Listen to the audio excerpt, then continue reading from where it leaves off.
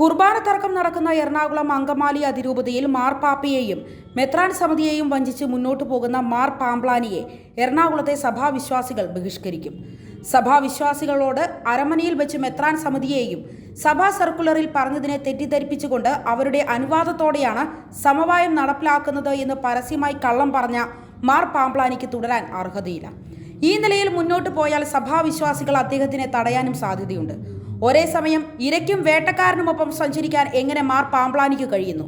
ഒരു സഭാനുകൂല സംഘടനയിൽ നിന്നും കുറച്ചുപേരെ അടർത്തി ഒപ്പം കൂട്ടിയെന്നും അദ്ദേഹത്തെ പരസ്യമായി കുറ്റപ്പെടുത്താതെ ചിലർ ഒറ്റതിരിഞ്ഞു നിൽക്കുന്നതും വലിയ സംശയങ്ങൾക്ക് വഴിവെച്ചിട്ടുണ്ട്. ഇത്തരത്തിൽ മുന്നോട്ട് പോകുന്നതിന് തുടക്കം കുറിച്ചത് കർദിനാൾ മാർ ആലഞ്ചേരിയെ പുറത്താക്കുന്നതിന് കരുക്കൾ നീക്കിയാണ്. അദ്ദേഹം മാറിയാൽ പ്രശ്നം തീരുമെന്ന വിമതർക്കൊപ്പം നിന്ന് വത്തിക്കാന് ഉറപ്പു നൽകി. എന്നാൽ പിന്നീട് താൻ ആഗ്രഹിച്ച മേജർ സ്ഥാനം 4 വോട്ട് കിട്ടിയ തട്ടിൽ തട്ടിയെടുത്തതോടെ രോഷാകുലനായ ഇദ്ദേഹം ഇപ്പോഴും പ്രശ്നങ്ങൾ തീർക്കാതെ മാർ തട്ടിലിനെ മാറ്റി ആ സ്ഥാനത്തെത്താൻ വേണ്ടിയാണ് നീക്കങ്ങൾ നടത്തുന്നത്.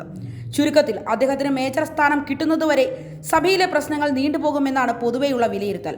എന്നാൽ മെത്രാൻമാരെയാകെ വഞ്ചിച്ചയാൾക്ക് മെത്രാൻമാർ പട്ടാഭിഷേകം നൽകുമോ എന്നതാണ് വിശ്വാസി സമൂഹം നോക്കിക്കാണുന്നത്. എന്തായാലും ഇങ്ങനെ പോയാൽ മാർ പാംപ്ലാനിയുടെ വക്രബുദ്ധിയിലുള്ള സമവായ പ്ലാൻ സഭാവിശ്വാസികൾ പൊളിച്ചെടുക്കാനാണ് സാധ്യത.